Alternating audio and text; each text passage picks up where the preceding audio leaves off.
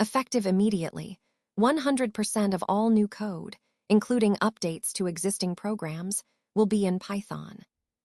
Mr. Harrison made the announcement with a smug look on his face, his arms crossed over his chest as if he'd just solved world hunger. The four of us sat in the main conference room, the air suddenly cold and still.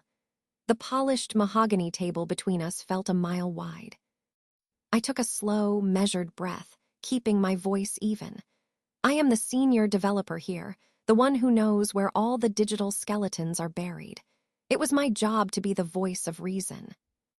Mr. Harrison, I said calmly, none of us know Python. More importantly, we have a decade's worth of proprietary C# libraries that would need to be rebuilt from scratch. This decision will bring our productivity to a complete halt for months, possibly years. He gave me a patronizing smile that didn't reach his eyes. It was the kind of smile you give a child who doesn't understand why they can't have ice cream for breakfast.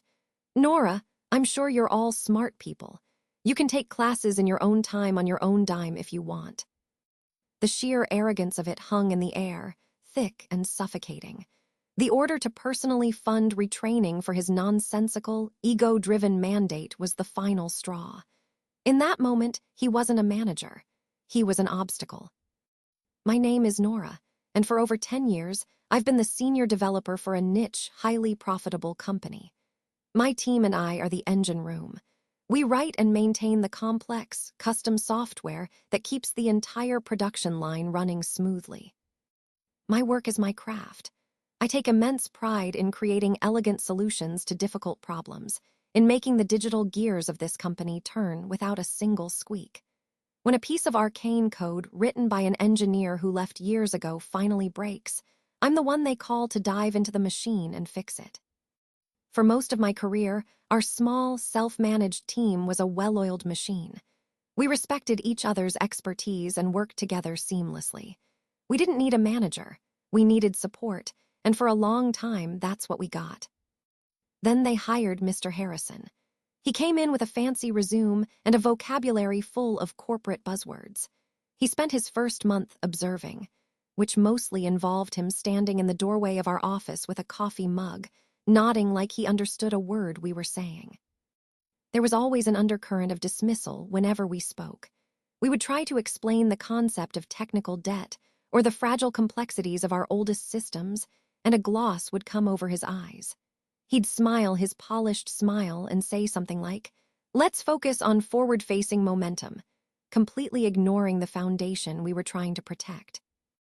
The lingering injustice of it all was his polite, patronizing refusal to learn anything about the systems he was hired to manage. He held the actual work, and by extension the people who did it, in contempt. He was a big-picture guy who couldn't be bothered with the details that made the picture possible. My job is more than just my pride.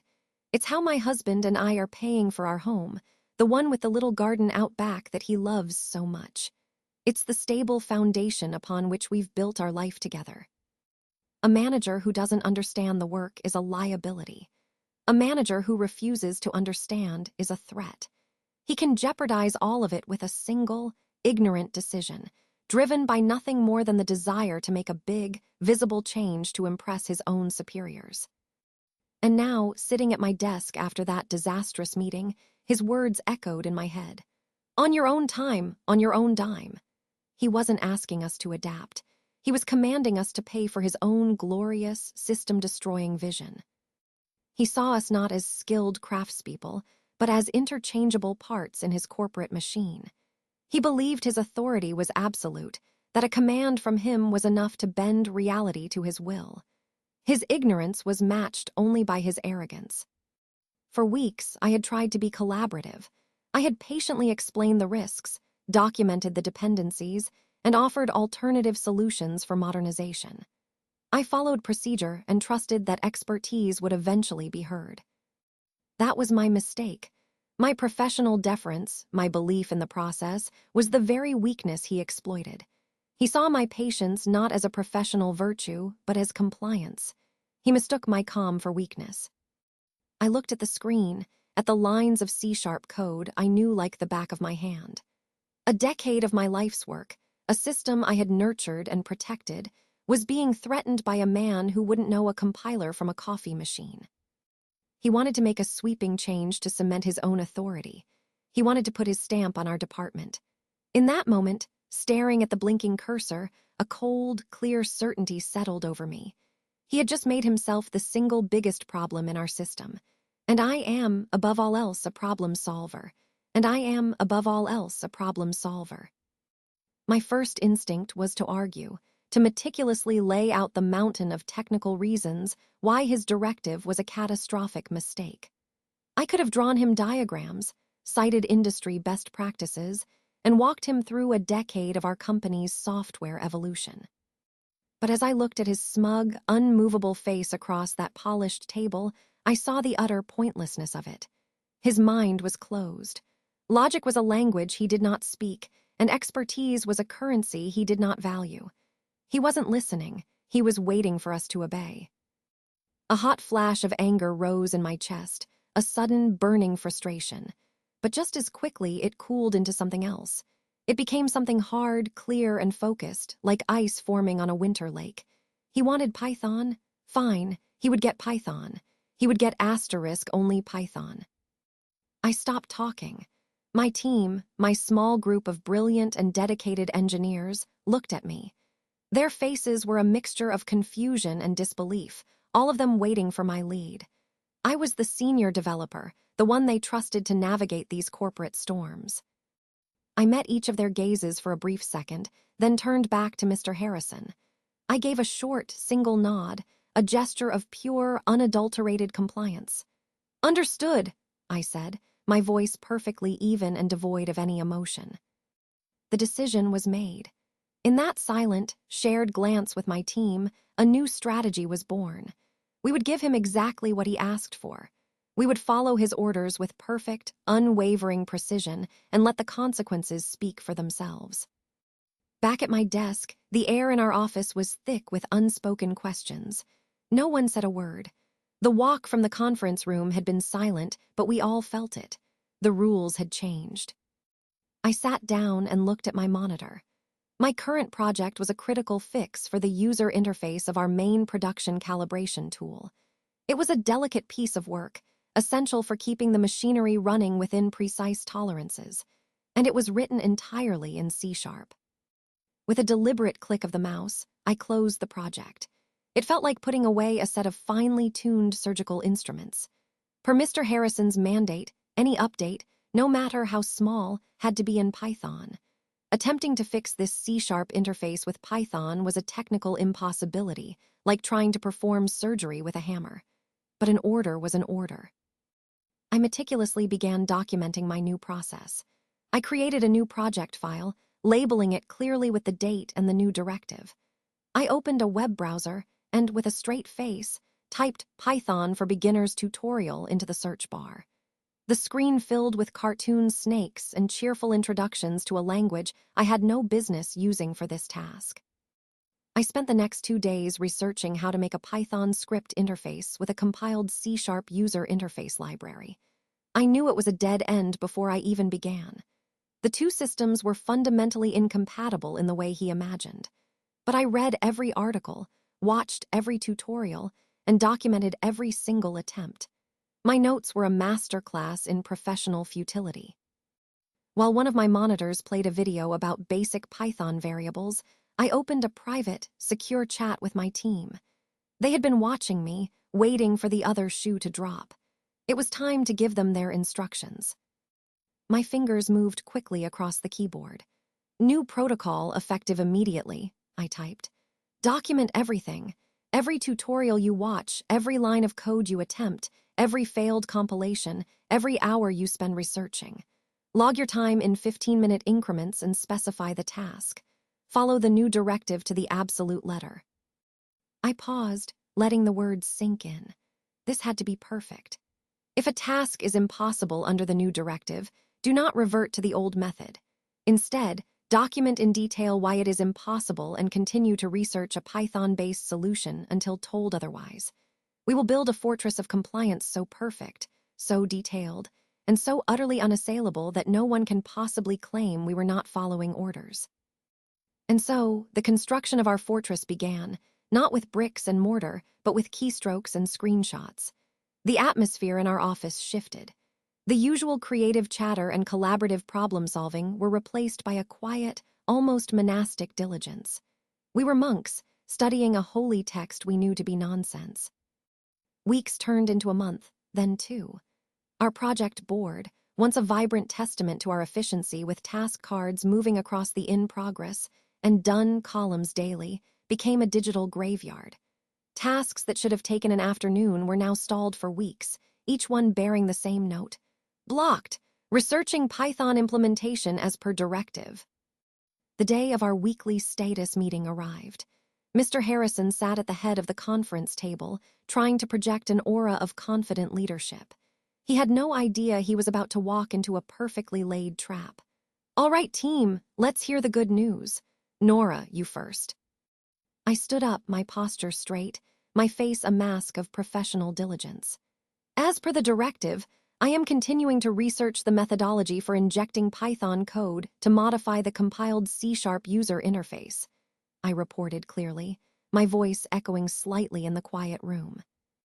"I have successfully completed 3 beginner-level Python tutorials and have documented 87 separate failed integration attempts," I continued, meeting his gaze without blinking. "No progress has been made on the actual bug fix itself, as a viable Python-based solution has not yet been identified." One by one, my team members gave similar reports. One had spent 60 hours trying to make a Python script access a proprietary C# data library. Another had logged over 80 hours attempting to rewrite a complex algorithm in a language not suited for it. We presented our complete lack of progress not as a failure, but as a testament to our unwavering dedication to his new policy. We were following his orders perfectly. The panic finally began to flicker in Harrison's eyes. It was a subtle shift, a tightening around his mouth, a slight darting of his eyes as if looking for an escape route. His confident facade was beginning to crack. The reports from other departments about our stalled projects were clearly reaching him. Soon, we had a new guest in our weekly meetings. His name was Mr. Davies, the head of engineering, a man who actually understood the work we did. He sat quietly in the corner, his brow furrowed, listening to our litany of well-documented failures. With a real executive in the room, Harrison's confident bluster devolved into flustered jargon. He started talking about synergizing agile frameworks and pivoting to a more dynamic paradigm. He tried to shift the blame, his voice a little too loud. "I'm just not seeing the proactive adaptation I expect from a senior team." That was my cue. I let the silence hang in the air for a moment before I spoke. "We are following your directive precisely, Mr. Harrison," I replied, my voice steady and calm. "We are not to write any C# code. That was the order." I then made my final move, the one I had been preparing for weeks. "I'd be happy to share my progress report with you and Mr. Davies. It's currently a 200-page document detailing every failed attempt, complete with dated code snippets and system error logs." He was trapped. The blood drained from his face as he looked from me to the deeply unimpressed head of engineering. He was caught in a cage of his own making. He couldn't fire us for following his direct orders, and he couldn't admit to his own boss that his grand, sweeping mandate was an utter, catastrophic failure. His authority crumbled in real time, right there in the sterile quiet of the conference room. He had given the order, and we had obeyed with a precision he could never have anticipated. He was being buried, slowly and methodically, under the weight of our perfect, malicious compliance. He was being buried, slowly and methodically, under the weight of our perfect, malicious compliance. The silence that followed my offer was heavier than any argument. Mr. Davies, the head of engineering, simply looked at Harrison, his expression unreadable but deeply disappointed. Harrison just sat there, a man completely outmaneuvered, with nothing left to say. The meeting ended without another word from him. In the weeks that followed, he became a ghost in his own office. He still ran the meetings, but he no longer led them. All questions were directed to Mr. Davies, who now attended everyone. Harrison would just sit at the head of the table, a hollowed-out figurehead, his confidence replaced by a quiet, simmering resentment. 3 months after the Python mandate began, the email arrived. It landed in my inbox with a quiet chime, the subject line a masterpiece of corporate neutrality. Organizational update.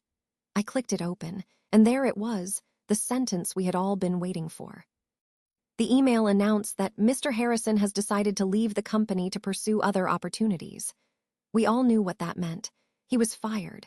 His downfall was quiet, total, and executed with the sterile politeness of a human resources memo. No one cheered. We just exchanged a single, knowing glance across our desks. Our fortress of compliance had held. Our new manager started the following Monday. Her name was Sarah, a woman with a decade of actual development experience under her belt. On her first day, she called us into the same conference room, but the feeling was entirely different.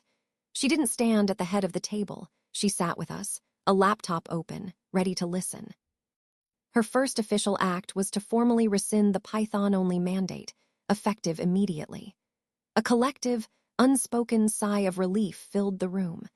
Her second act was to approve paid, on-the-clock training hours for all of us to learn Python, for use on new projects where it would actually be appropriate. It was a decision based on logic and respect for her team. Back at my desk, I felt a sense of order being restored to the universe. I navigated to the folder where I had stored my meticulous documentation. There it was. Project Python UI Research, DocX. 200 pages of failure. It was a monument to one man's ignorance and our patient, calculated response. I didn't open it.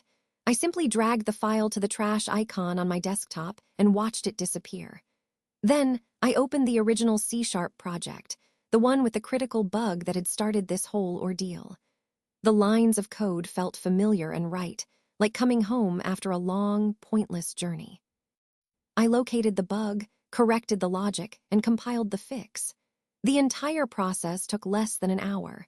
Productivity on our teams snapped back to normal almost overnight. The project board began to flow again, a river freed from a dam of nonsense.